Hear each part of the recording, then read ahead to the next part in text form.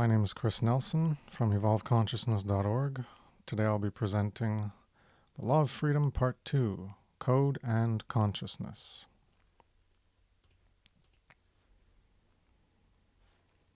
First section is delving more into the juxtaposition and comparison of the law of freedom and the law of gravity.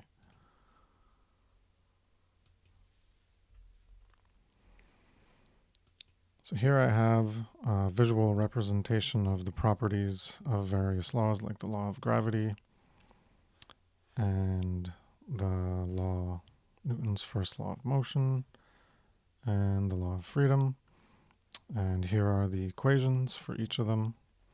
So the law of motion, the first law of motion is inertia. So that's force equals mass times acceleration. We have the law of gravity, which I already talked about in the previous video, part 1.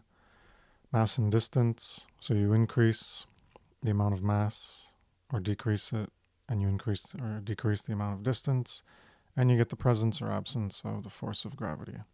And that's an effect. And the same for mass. If you increase or decrease the mass, and you increase or decrease the force, then you get the presence or absence of acceleration or velocity. And for the law of freedom, well, it's aggregate freedom is proportional to aggregate morality or moral behaviors. So if you have plus or minus immoral behaviors, then you get the absence of aggregate freedom. And if you have plus or minus moral behaviors, then you get the presence or absence of aggregate freedom. So when you have more immoral behaviors, an increase in immoral behaviors, you'll have the absence of aggregate freedom. If you have a decrease in immoral behaviors, then you'll have more of a presence of aggregate freedom. And in moral behaviors, if you have more moral behaviors, more of the presence of aggregate freedom, and less moral behaviors, then you have more of an absence of aggregate freedom. So n quantity of one or more conditions produce the same effect. The law describes the relationship and interaction between conditions, which are causes, and the result, effect. What the conditions make happen, not why the conditions make it happen. The result is invariable under the given, same, certain conditions. The law is binding that way. The law is immutable, forever working that way. And if you want to know more about what I'm getting at about, the law is about what the conditions make happen, not why the conditions make it happen. So why does immorality and behavior do that? Or why does immorality why does the morality of your behavior create freedom or slavery? That's just the way it works. The law is what conditions make it happen, the conditions of immoral or immoral behavior. The same for mass and distance. That's what conditions, not why does mass and distance do that.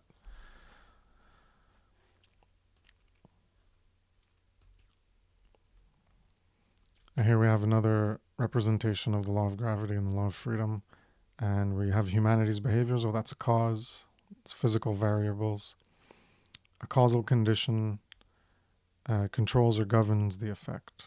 And then on the left side is freedom. Well, freedom's the effect caused by the cause. It's a consequence. It's a resulting condition or state from the causal condition on the right. And it's governed by the cause. And the cause controls or governs the effect. And that means that without the behavior, well, that's what governs if there's going to be the freedom or the absence of freedom as slavery. Because if you don't even have beings with behavior, then you're not going to have any freedom anyways. That's not even going to be present as a dynamic within the applicability of the law of freedom. So the behavior is what controls what the results you're going to get are. And looking at these two, at the cause to the effect, well, that's itself is a relationship between the cause to the effect. It's a pattern of how you get from the cause to the effect. And it's a regularity of X resulting in Y. It happens on a regular basis. If you have the same conditions, then you'll have the same results.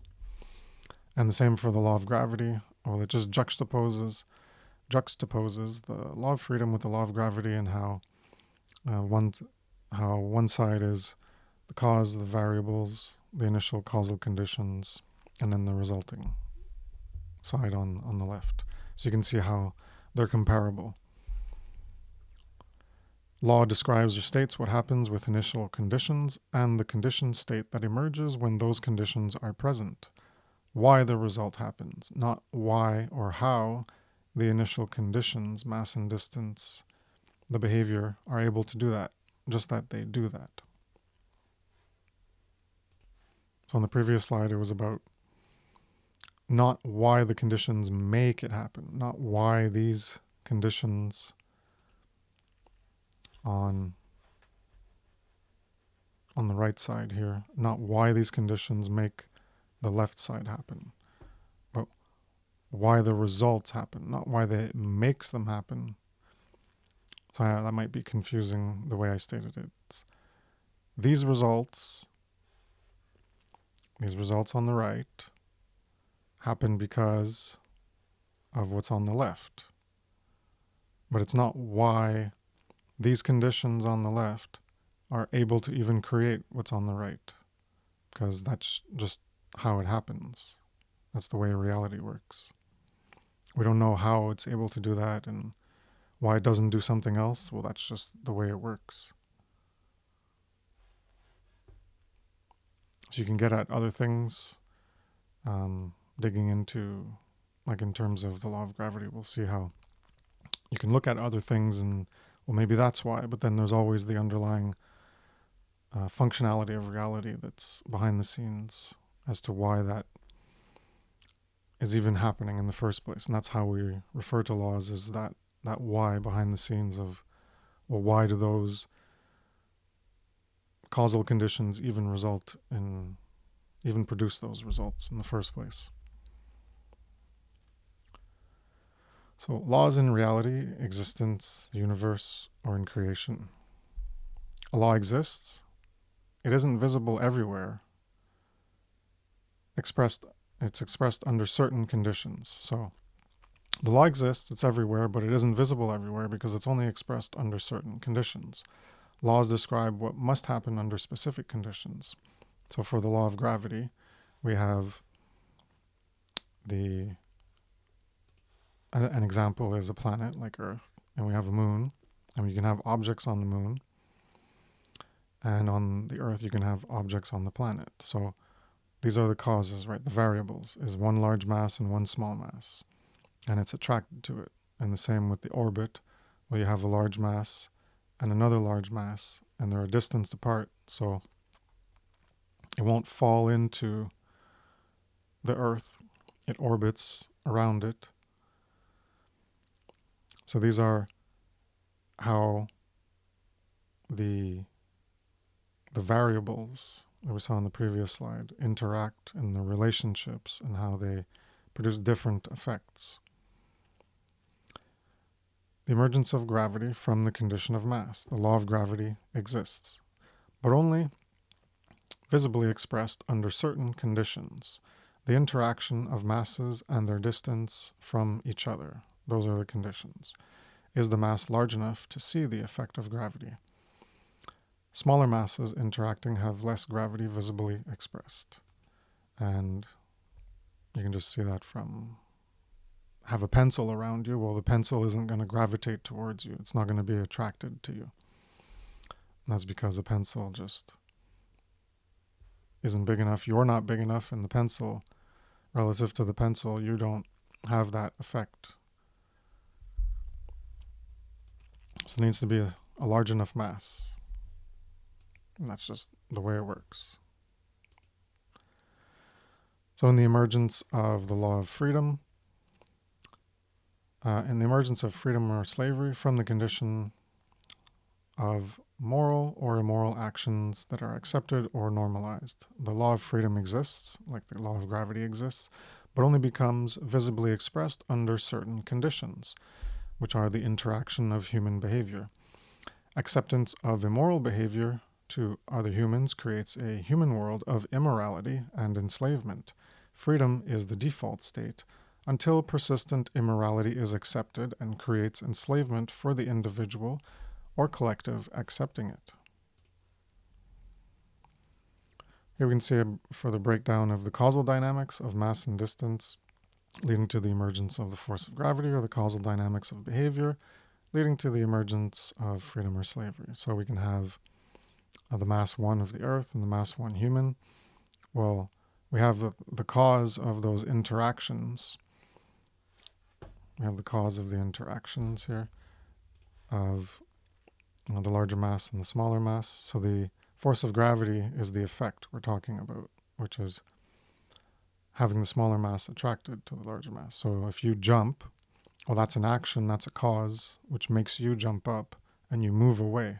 That's an effect. Moving away is an effect caused by you jumping.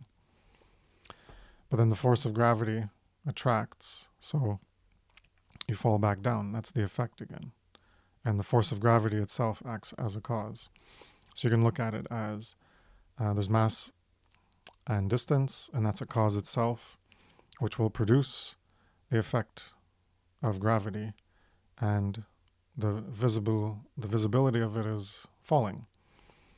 So the force of gravity is an effect which can be looked at as a cause for the effect of falling.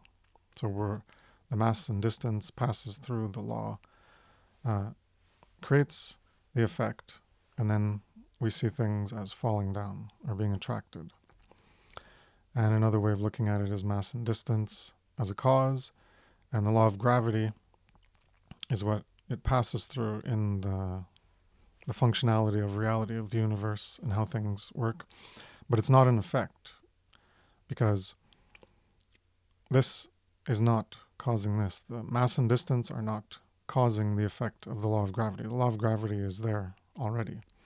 It's something that's happening, like you have to go through the law of gravity in order to get the force of gravity, to then see the falling. So then it's from a cause, and then it goes through the law of gravity, which is another cause, because if this wasn't here, if this functionality wasn't here in the universe, then you wouldn't even get this effect. You would just have mass and distance, and the functionality of the universe, if it was different, to not have mass and distance produce this attraction effect, then it wouldn't be visible. It wouldn't be there, and you wouldn't have anything falling. Or when you jump up, there would be no attraction happening. And in the human consciousness realm of behavior and freedom and slavery, where we have human consciousness, so we have thought, emotion, care, courage, will, action, or lack thereof, and that's a cause to the effect of the aggregate moral or immoral behavior that we're going to create overall. So that effect is caused by human consciousness, but that effect is also itself, that behavior affects reality, because it's a specific condition that then will produce the effect. It's a cause that produces the effect of freedom or slavery, a condition of reality that results. Reality is influenced and affected, and that is a cause that when that happens in reality, well, what happens in reality has an effect upon us, and that's an effect upon us. So we are influenced and affected by the condition of reality. That's the resulting condition, and this is the initial condition. But just like mass and distance to produce the force of gravity, it passes through that functionality of the universe. So it passes through the functionality of what we refer to as the law of freedom in order to produce the resulting conditions that can then affect us. And then we, it feeds back, because human consciousness, well, that's here. And then we're affected by it, and then we can create different behavior or the same behavior, and it keeps going. So law describes how X leads to Y. When X condition is present, then what you get is Y. Is the law making effects happen? So this law is here. Is it making the effects happen? So you could say, yes, it is, because there has to be that ability to do it in the universe, as opposed to I jump up and I jump up and when I jump up, I go sideways instead, like, or some other thing. I jump up and a rock digs into the earth. Like, that's not what happens, right? What happens is what happens, and that functionality is there. So the law can be looked at as making the effects happen because it's that process within reality. And just a caveat is that the law of freedom isn't controlling or making humans do moral or immoral behavior. It's governing the consequences. It's not making us do this. The law of freedom isn't making us do any of these behaviors. Those are choices. But it is making this happen. So our behavior is making this happen, but the law of freedom is also making this happen.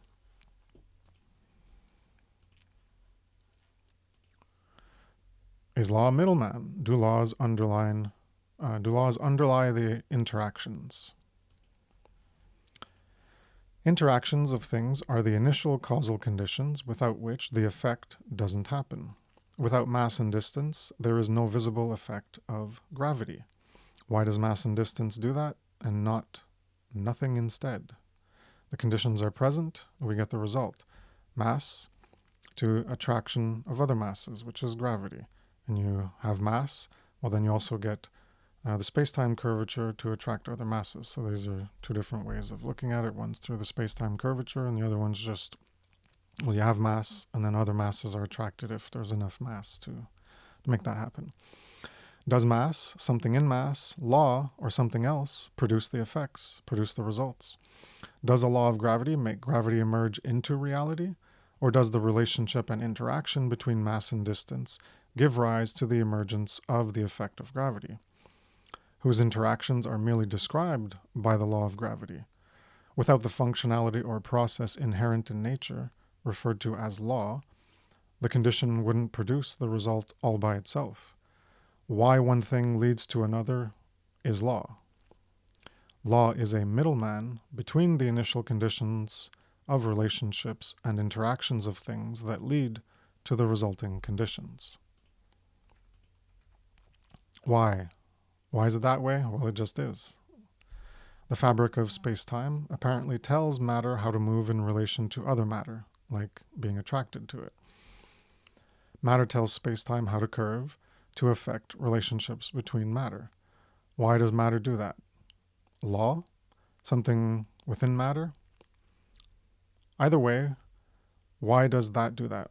Whatever it is, if it's matter, if it's the law, if it's something in the matter, like a hypothetical graviton, quantum particle, why does it do that? Well, it just does. Why does the law operate the way it does and not some other way? Well, it just does. That's how we're not going to understand why it makes things happen, just that it does happen that way. That's the way it happens. Quantum particles appear to be responsible for generating 3 of the 4 major forces in regular physics: the electromagnetic force, the strong nuclear force, and the weak nuclear force. Gravitons are a hypothetical particle which would be responsible for the effect or force of gravity. Why do any of the quantum particles and their properties produce those results? Underlying functionality, law, would allow for those properties to affect matter, rather than not do what they do. That would be how the universe functions. Why these things function the way they do is what laws of nature represent. We can go from mass and distance to space-time curvature to possible gravitons or something else. But there is always a why do those things even lead to the effect of gravity, which is law. That's the why. Why? Because that's the way reality functions, and that's how, and then we attribute a term called law to that functionality, because that's the way it is. It just is that way, and we're not going to know why it is that way, but we have a word to reference that way that things are, and that's called law or principle. Next section is law as code. So that's going to be comparing the law as code so that we can understand it in a way, referencing something that we understand, which is code. So here's an example of code. It's a simplified and input and output process, just so people have an understanding of what code looks like if they've never seen it before in their lives. So you have the function here. And so this is JavaScript. That's what I code in. And the function has a name, process input. So you're going to send data to process input. So it's going to take a variable as input. And here I've typed it as behavior. So the input is a behavior. Now, you're going to, it's an object. Input is an object. So inside the object, here's a variable called type, and that's inside the object. So we're going to look at type. So if the type is moral, then from this function, we're going to return what was input. We're going to bring something back. So input, and this is the output. So we're going to output, well, freedom goes up by 1, slavery goes down by -1 because it's a moral behavior. All right, the input is the behavior, and the type is moral. So that's if, then. Otherwise, if the type of behavior is immoral, then we're going to output, well, freedom went down by 1 and slavery went up by 1. And if it's not a moral behavior, or if it's not an immoral behavior, then we're just going to return, well, nothing changed, and that's returning null. So that's just a basic example, a crude example, just to demonstrate how some codes work. When you code something, you make an algorithm, you make a function to make something happen, well, you're going to give an input, and it's going to return something back to you. It's going to do something. Are laws like a program or code, processing inputs to get outputs? Are laws like a program or code? Do they take input, process those inputs, and then produce output? Looking at scientific laws, they represent a modeling of relationships or interactions. The force of gravity equals the gravitational constant times mass 1 times mass 2 divided by distance times distance. That's the distance between the two centers of the masses. That's the equation for the force of gravity. Are laws just representations of the dynamics in reality that interact? Or are they also things in themselves? Like the code of a program is something itself. The symbols in the equations describe interactions of things and results that come about from those interactions, like gravity. But is that equation of law describing an actual thing in the universe as some underlying fabric of the universe, like a code in a program is underlying what a user sees, doing work to produce responses on the screen? What creates the results in reality, in the output? Is it the interaction of things, as we've talked about so far? The law that processes the input of interactions, and without which there would be no output. So I think there's missing an or. Is it the interactions of things or the law that processes the input of interactions and without which there would be no output? So is it the interactions or is it the law itself? So that's why I made the infographic here. If we go back a bit, this one here. Well, is it just this, right? Is it just the mass and distance leading to the effect? And then we see what that effect is, that there's this attraction happening. Or is it this? Well, it's kind of both of them, right, as I already mentioned. So I was getting ahead of myself in those slides, already providing the answer I get. Spoiler. So, laws, processing orders from the universe. What would you like to order from the menu? If X, then Y. X leads to Y. Y doesn't happen without the condition of X being present. If the same conditions repeat, we get the same results. The repetition has regularity. Laws are like an unchanging condition, code, that leads to Y. So that's how we can already see how they're similar to code. If the condition of mass is present, then gravity happens. We can observe the mass and the effect of gravity, but we can't observe the underlying mechanics of the law as code. Laws are like an algorithm, taking conditions as an input, often visible, like mass or like behavior. It's often visible, but it's not necessarily always going to be visible. There's a lot of things in the universe that we can't see, so they would be invisible, and they're still having interactions and going to produce resulting effects, and that's going through the functionality of the universe that allows that to happen. But they're often visible in the cases of gravity and freedom or slavery. Well, there's visible initial conditions that are taken as an input and processing. Then we're processing and doing something with them, which is the hidden part, that code or the law.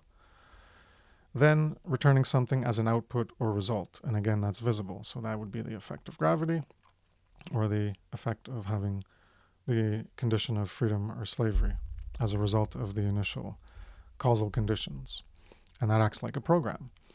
The result of a specific effect of gravity is based on the presence of masses and their distance. All laws aren't observable in themselves. They are hidden. They are occulted. Laws are occulted. You don't see the law itself. You don't see the mechanics of the laws. You don't see the quote code itself. You don't see behind the curtain in the fabric of existence and the construct of how everything is made and built up. You're not seeing that. So all laws aren't observable in themselves. They are hidden and can only be seen by the results that are created by certain conditions. So again, we have mass and distance as a cause to effect, and the law of gravity is a cause. Sorry, I just updated the slide because it didn't have the newest version that I had modified, and I only just noticed. So we have mass and distance is a cause, and then it passes through the law of gravity, and then it goes to the effect of gravity. And we have behavior, which is a cause, and then it passes through the law of freedom, and then we get the effect of freedom or slavery. So on one side is something visible, mass, distance, or behavior, and then we get the invisible, hidden, or occulted part, which is the law of gravity and the law of freedom in this case, and then we get a visible effect, or maybe it'll be an effect that we don't even know about, something we haven't even discovered yet happening in the universe. The end effect has two causes, the initial condition and the law or the code, right? So in a program, you have the initial condition, the input, and then you have the processing being done. And without the processing, well, there would be no output. So there's two causes. There's the initial cause, which the processing doesn't do anything without an input. So that's the first one, and the second one is the processing of the code or the law. Law as code, a convenient analogy. In programming, the code is law. That's a term in programming where they refer to code as law. So in programming, the code is law, which operates as algorithms or instructions. Algorithms wait for input to do something. The conditions as input are a primary cause. The processing of the algorithm is a secondary cause, activated by the input, taking it in and producing specific results. If conditions, then results.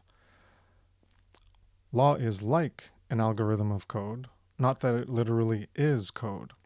This simile is using knowledge and correspondence of something we understand, in this case computer program algorithms, in order to help us make sense of how reality functions.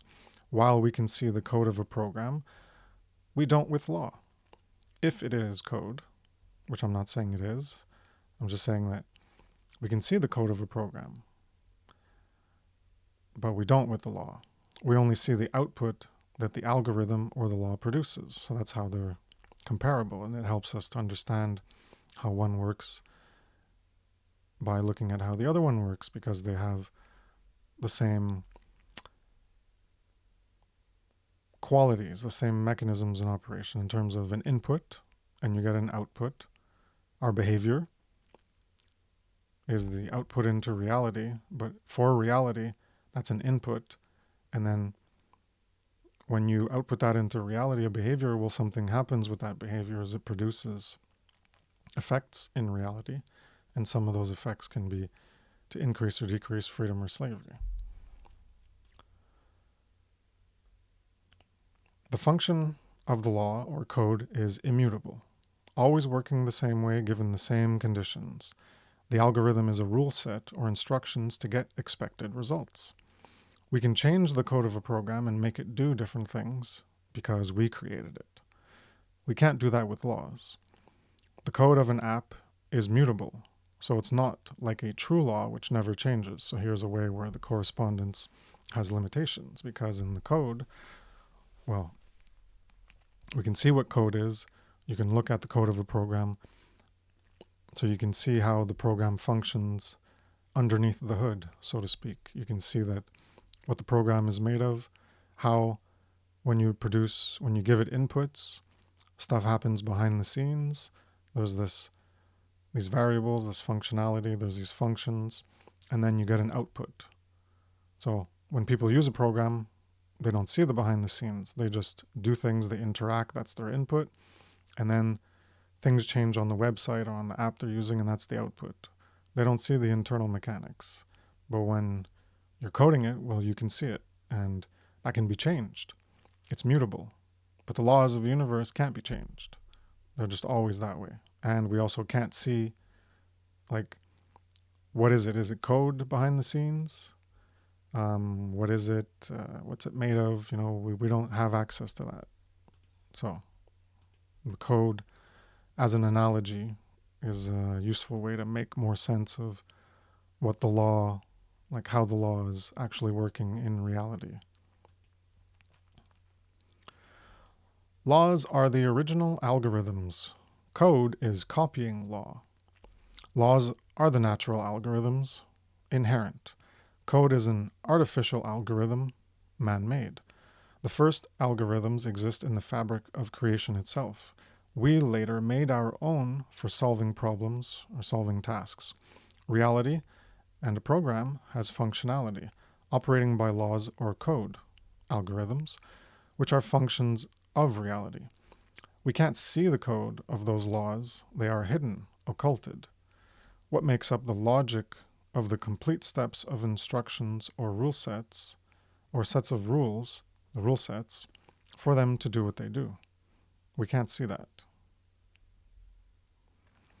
With a program, the code is hidden to the user, but there is code that can be modified. Laws are truly immutable. They don't change. Can it be demonstrated that law is a program, not merely like a program? No, you can't demonstrate that. You can't verify that it actually is that way. Which is why it's a simile. It's an analogy. One thing corresponds to the other, not that it is the other, not that it works 100% the same way. Correspondence is a useful tool in order to reference one thing to another and compare them to see how they similarly function, and you can gain insights. And that's how a lot of scientific discoveries are made as well. So we can't verify that there is actually code or that we are in a computer program. We only have similarity by analogy or correspondence to something we do understand. Simile, metaphor, analogy, or correspondence don't make one thing into the other thing. Likeness doesn't automatically equate to isness. There's a difference between like versus is, analogy, metaphor versus truth or reality. So the next section is looking at law and consciousness. Law, code, and consciousness. Processing inputs.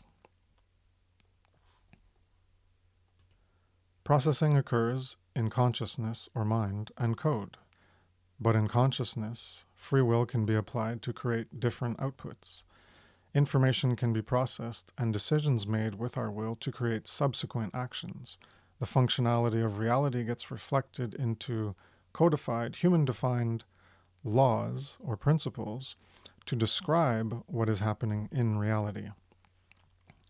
That core functionality of reality allows for everything that is possible to be possible. So I talked about this in the part one, that when we're describing the law, when we're writing a law, when we're doing an equation for a law, well, what we're doing is we're codifying, we're making a human definition of the laws or principles as a reflection of the functionality of reality that's there. So we're trying to describe what is happening in reality. Free will creates variability and randomness. Amidst the deterministic dynamics in existence, laws are invariable, with the same conditions always producing the same results. With consciousness, the same conditions don't always produce the same results, as we can choose different behavior to produce different results. For example, there are physical laws for what can be done with a car, but we can choose at what speed we drive on the road. There isn't a law making it necessary to drive at a specific speed, but there are laws to how fast we can go in a car. We're not going to go at the speed of light. We're not going to go as fast as a plane can go. The engine has limits to how fast it can make the wheels turn. The pistons can only go so fast, and the wheel make the wheels turn and make the car move at a certain speed. There's a limit to it. And these are laws in how the combustion engine works and all that. There's limitations. You can strap a rocket engine on a car and make it go as fast as a plane on the ground. You could do that. But we're talking about regular cars that we drive. That wouldn't be a car that we drive. We, consciousness, choose the means to actualize our ends or goals. Law doesn't make us do things, but the processes of reality, laws, permit what can be done. So it's empowering to know that we're not at the mercy of laws, because we choose the ends or goals that we want to actualize, of course, within the boundary limits of the laws. But the laws aren't making us do things. They're not making us be immoral or making us be moral. We're choosing that. We're making poor choices in the aggregate overall. As a species, humanity is making very poor choices overall.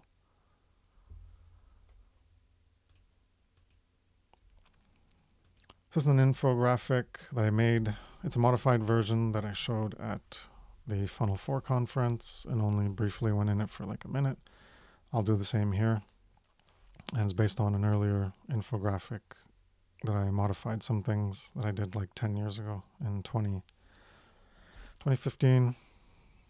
I think it was early 2015. So this is how we're generating into reality. And this is based on the trivium and the trinity. So here's the trinity of consciousness, or thought, emotion, and action. And the trinity is grammar, logic, rhetoric, or input, processing, and output, or knowledge, understanding, and wisdom. And they interlock perfectly as a sequence of events. So this is how our consciousness functions in receiving input from reality and then producing output back out through our actions. So you can take a look at that. The original one was talked about in my presentation, Consciousness and Causality. So you can take a look at that. I won't go into it more here. Freedom and consequences. You have the freedom to do anything, evil or good, but evil isn't without negative consequences. Evil is the destruction of freedom, which is the initiation of harm, unjustified harm, immorality. The law of freedom contains the understanding of how negative consequences are applied. If your evil isn't tolerated, then your state of being gets negatively affected with payback, justified harm, and personal justice. So personal justice is applied to you. So evil is the destruction of freedom, the initiation of harm, and it's unjustified harm. But if your evil isn't tolerated, well, you're going to get negative effects then if it's not tolerated. You're going to get payback. You're going to get justified harm instead of unjustified harm. And that's personal justice being delivered to you. But if your evil is tolerated and repeatedly allowed, then the collective state of being for all of us, for everyone in a certain area, is negatively affected while you gain or achieve your goals or ends through the means of immoral behavior. So you have a goal, you have an end, you're going to achieve it by immoral means. And as a result, well, you're going to gain whatever you wanted. But the overall condition, either when all of our behavior is taken into account on the planet or within a country or within a town or within a household, it's all adding up.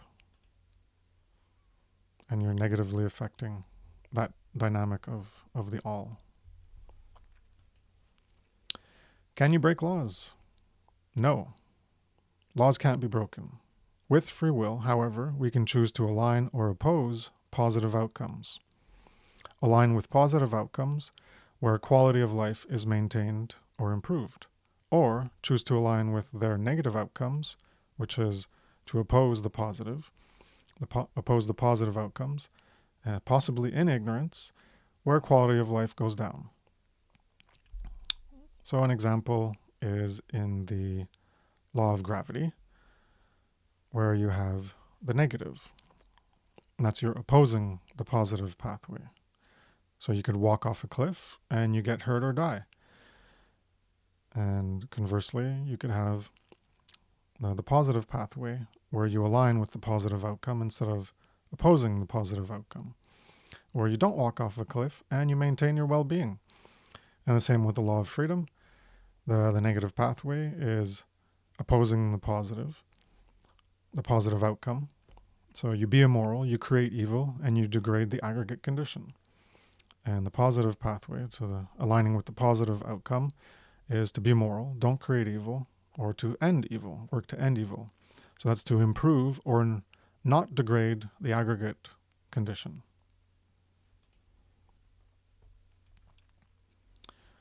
Desire or care to choose consequences. Choose to align with positive consequences. So we have our desired outcome that we want. That's the goal, the ends. That's the outcome we want to create. And we have our choices, or what choice are you going to make? And then with that choice follows an action. And then from that action, there is a resulting outcome. Well, does your resulting outcome match your desired outcome? Did you get what you wanted? If you did get what you wanted, well, that's a reward. You respected and aligned with reality or truth in terms of following the law.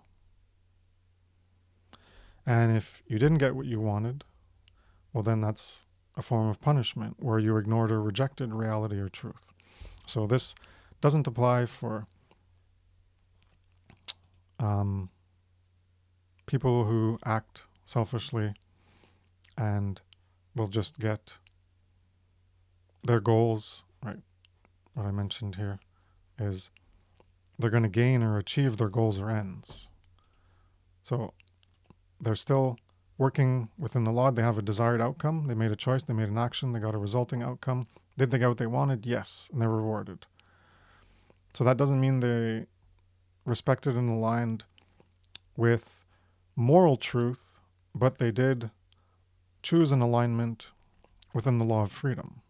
And the alignment was the negative path to oppose positive outcomes for all by choosing positive outcomes for themselves alone at the expense of all. So that's something that maybe this infographic could use some work, some readjustment to make it apply to all cases, but for now it has more of a specific use case of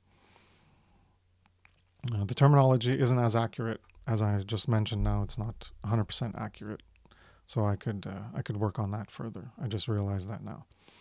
But I'm explaining how it applies here. So you can do what you want, but not without potentially negative consequences affecting you or others directly. or your shared condition in existence. You might benefit with immorality, but it degrades the aggregate condition you are a part of. So the wording would need to change to be like completely precisely accurate, but I cleared up that confusion that one might have in the point I'm trying to make relative to the flowchart here. Learn the law and choose the positive pathway to create positive outcomes or consequences. Ignore or reject the law to end up on the negative path or way and create negative consequences. Learning via negative consequences is learning via chaos as a teacher, and that is what humanity is doing, learning via chaos as a teacher. Choosing the hard road, the painful road, overall. And the evil ones and the ignorant ones don't see it. And anyways, check out my Funnel 4 presentation. Truly caring about being enslaved. And I go into more of that dynamic of the dark carers and people doing light care to trying to end evil and those creating evil and those allowing evil to be created. And check out that for more explanation. Or check out my Natural Law, the Science of Morality, Part 4. Morality, check out that presentation. I go into it even deeper than the Funnel 4 presentation, which is only 1 hour. The morality presentation is 8 hours. Desire or care to choose consequences, learning from reality to get what you want. What do you want to get from your actions? What choices will you make? So again, we have the desired outcome. We have choice, action, and resulting outcome. So in the law of gravity, the desired outcome, do you want to get hurt or be well in your movements? Well, the choice, are you going to jump or not jump from the balcony? So you can choose to jump or not jump, and that's the action. And did you get what you want? Well, then you can learn about the law of gravity. If you jumped and you didn't want to get hurt, well, did you get what you want? No. So you can learn, that's how reality works. There's this mechanism in reality where I fall and I'm going to get hurt if I fall from somewhere too high. If I'm just jumping from a small rock, a little platform, okay, well then I can handle it. But if I jump from a balcony, well, my legs might get hurt. I might hurt myself. And if you choose not to jump, well, hey, you didn't get hurt. And you're not going to learn about gravity much. So we learn a lot from our negatives, but you can learn from jumping from a small platform that like, hey, I could feel that resistance in my legs, and if I jump too high, well, it might hurt me a lot more. Or when you play a game and you fall, well, there's gravity. You fell down. Well, there's this thing that's making you fall. You throw something up, it falls down. We learn about how reality functions by interacting with it. In the law of freedom, the desired outcome, well, do you want to get freedom or slavery? So we can choose to do moral or immoral actions. We can choose immoral or moral. And then, well, did you get what you want? Did you get the freedom or did you get the slavery? Well, then you're going to learn about the law of freedom. Same way as gravity. So we can test things out in reality to learn how to get what you want. Test things out, you learn how to get what you want. How to exist and live optimally. Living optimally is, well, to be well in your movements and not get hurt. To have freedom and not have slavery. Choices and results. Then reevaluate and reform your hypothesis for what to expect as a result and how to get the results you want with certain procedures or actions instead of getting the results you don't want. And that's the scientific method. You have an expectation of an outcome. You say, well, this is going to be the result. Here's my hypothesis. I'm going to develop a procedure. So I'm going to make an experiment. Here's the procedure. Step 1, step 2, step 3, step 4. Observe the results. Did those results align with my expectations at the outset? And my hypothesis? Is my hypothesis correct? No? Okay, well, you can either change your experiment or you can rework your hypothesis. And then you go from there until you get a match between what you expect, the procedure you produce, and the results that you get. The power of consciousness. Creative causal force to create effects. Consciousness is an amazing aspect of existence. Instead of only having deterministic forces interacting with aspects of existence to modify reality, there is free will that can modify reality to greater extents. No deterministic law alone can create a motor vehicle. That requires the power of consciousness and the creative imagination factory or force to understand and harness nature via laws of nature and natural resources. But consciousness also has the capacity to bind to falsity, and that would be a religion. Religion from religare, that you're bound to something, to bind to. And when you're bound to something in a negative way, well, that's because you're bound to falsity. And when you're bound to something in a positive way, well, that's because you're bound to truth. And that's the only valid religion, is truth. Anything that's not true is false religion, and that's a negative. You can try to achieve an outcome, but operate in reality in a way that gives you the opposite of what you want, while claiming you're going to get what you say you want. Getting freedom or not being injured by vertical drops. Have requirements to achieve those goals. So if you want to get freedom or not being injured by vertical drops, then you have requirements to achieve those goals. If you don't meet the requirements, well, then you're not going to get what you want. Animals have the capacity to extrapolate future outcomes from past experience. For example, a dog catching a ball or a frisbee. I think I spelled frisbee wrong here. It's because I spelled it right on the next slide. And also learn from mistakes this way. Don't do that again to avoid the negative results, so you learn from mistakes. With some understanding, we can function within the positive outcomes of laws of nature, such as gravity or the law of freedom. We can learn from our mistakes and avoid doing things that produce the negative results. Don't jump from high places. Don't do immoral behavior. And as I mentioned, animals have the capacity to extrapolate future outcomes based on their past experience. That's how you learn. We just have a greater ability to do it because of the complexity of our consciousness and our ability to interact and modify reality to the extent that we can. Because none of them are making cars and computers and houses. They make habitats and they can construct things in some ways, like a bird in a nest and a beaver hut. And, they're very similar to us in many ways. But the degree, we are very different in degree of our consciousness in terms of our ability to manipulate and alter the world, and in terms of our ability to create great, huge amounts of evil in the world, or great amounts of good.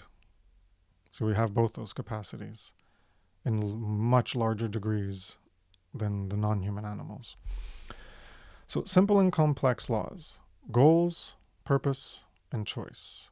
The law of gravity is a simple law. The law of freedom is complex. Psychological beings can choose to align with simple laws, with simple causal dynamics, that they can grasp the causal connection between their actions and results. More complex psychological beings, humans, can choose to align with complex laws, like the law of freedom, if they can grasp the causal connection between their actions and results, and unfortunately, not many people are. In the law of freedom, you need to be able to choose actions that satisfy the requirements to goals. You need to understand your goal and requirements. Non-human animals can choose to fulfill a goal to be free from bondage. They can kick, they can fight back, they can run away, etc. We can do that too.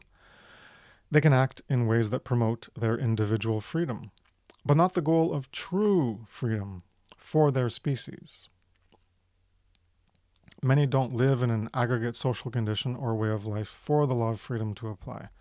So by this I mean, we have a human society. It spans the entire globe. There's a lot of similarity between it. The cultures are different, but the organization is the same. We work, we make houses, we have communication, there's transportation, there's interaction between us across the globe. and more so the more local you are, the more interaction there is. But many of them don't live in large social clusters or have that much interaction, and they don't have that much modifiability of the existing natural world like we can modify it. So you have to be able to definitively know what moral behavior is in order to achieve the goal of creating moral behavior, which then makes it possible to achieve the goal of true freedom. The requirement for being able to attain the goal of true freedom is moral behavior, which they can't abstract a definition for. So they can't definitively know what moral behavior is, so they can't achieve the goal of creating moral behavior, and then it makes it impossible to achieve the goal of true freedom. Most humans don't even currently have the definitions to understand true freedom, let alone how to get it for themselves and others. So, non-human animals, they can't do it, but most humans can't even do it either. They don't have what it takes. And most non-humans don't have what it takes, and most humans don't even have what it takes. But the difference is the humans have the capacity. They are able. You have to be able to do these things, and humans are able to, but they don't have it right now. They ain't got it. Applicability of the law of freedom. So here's summarizing the main points of how the law of freedom can apply. For the law of freedom to apply to you and your species, you need to be able to abstract the type of behavior you can engage in, whether it initiates harm or not, which is to gain the knowledge of objective morality. You need to be able to discern which behaviors create true freedom or slavery. You need to be able to choose moral behavior over immoral behavior. You need to be able to communicate the goal of true freedom with others to unite and create true freedom as an aggregate condition. That is to say, influencing others to change and to maintain and restore justice with action. Non-humans can't create within the law of freedom, as they can't definitively choose behaviors that align with the goal of true freedom. Their behavior is not subject to the law of freedom. Ours is. Even if they can't create behavior within the law of freedom, our behavior can affect the freedom and property of any free will being. A free will being is what matters for us to choose how to act towards them. So even though they can't operate within the law of freedom because they don't meet the criteria to be able to create it, so it doesn't apply to them. And as I mentioned here, it doesn't mean that they don't know when they lose freedom. They don't have the word freedom, but they know what it is, that loss of that state where they are free and then they're losing that state.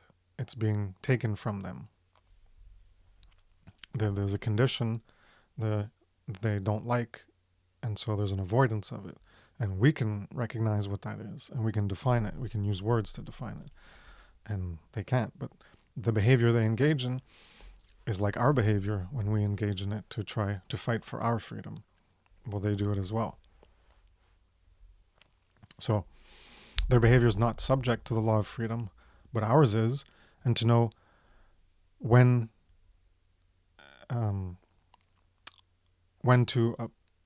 behavior applies in a moral sense is that a free will being is the target. So when our behavior targets a free will being, well, that's when morality comes into effect.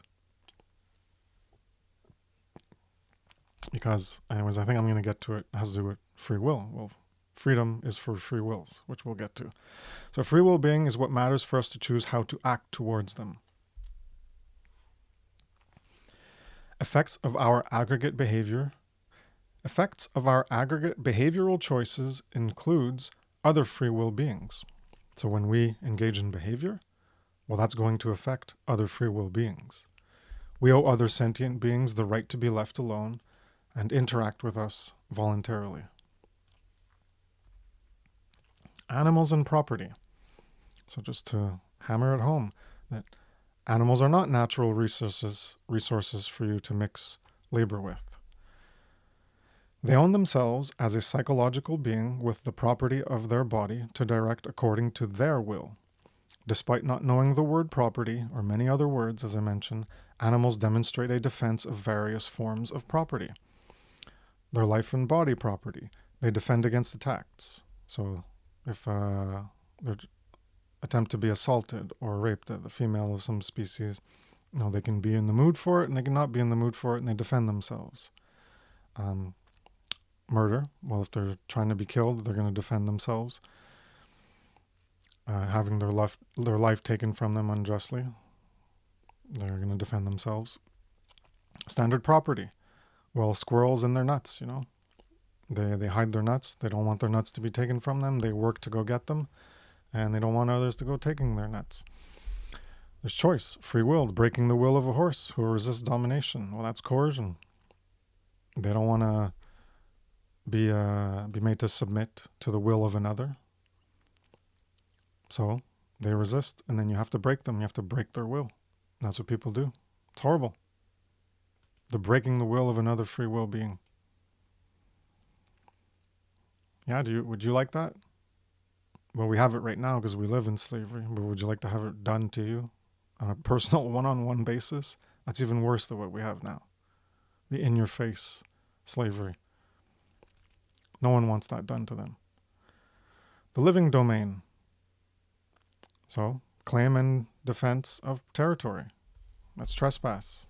A bunch of animals, they make claims to territory and they defend it.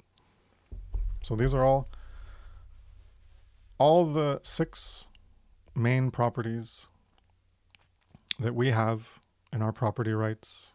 The animals defend their property rights as well. They share the same.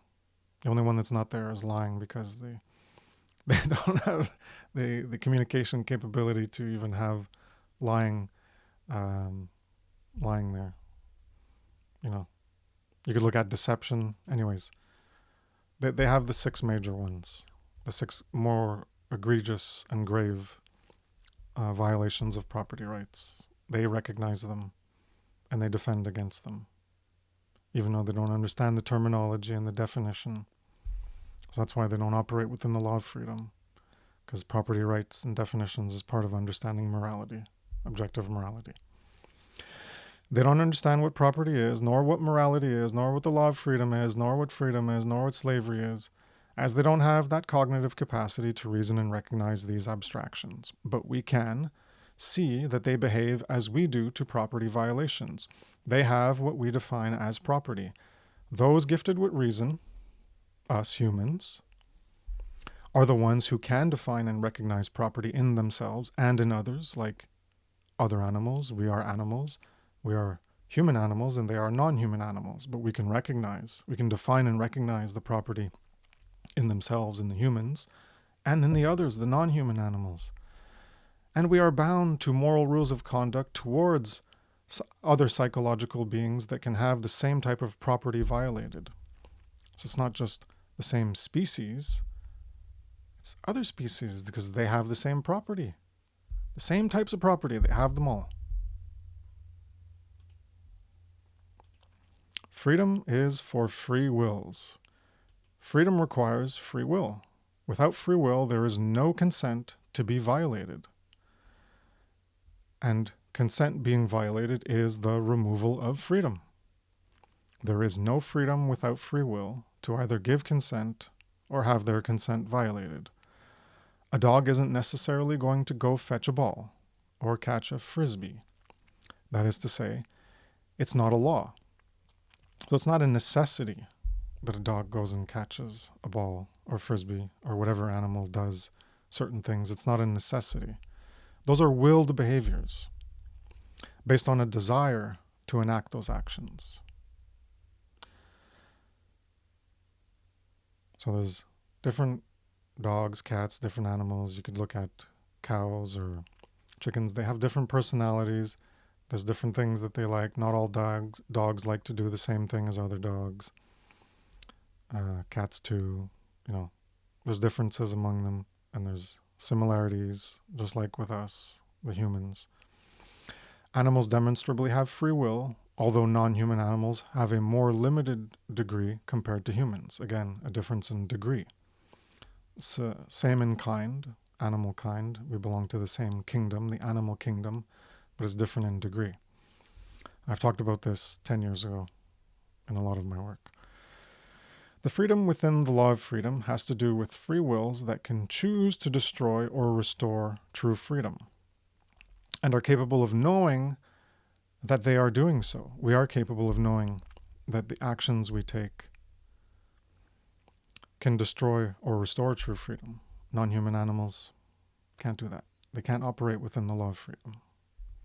Non-human free wills can't make that willful choice because they don't have the capacity to define and objectively know that they don't have true freedom and choose to stop doing behaviors that create enslavement in order to restore true freedom.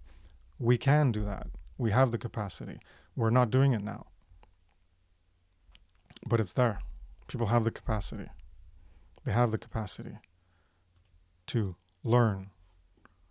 We have the capacity to abstract types of behavior, whether it initiates harm or not, to gain the knowledge of objective morality, to discern those types of behaviors and what they create in terms of true freedom or slavery, to be able to choose moral behavior over immoral behavior. And we can communicate these definitions and this understanding towards the goal of true freedom with others and unite with them, and to create that aggregate condition of true freedom by influencing them to change. And we can maintain that condition by restoring justice with our actions. So I hope you gain value from my presentation. Thank you for your time and attention. I will be ready to take questions.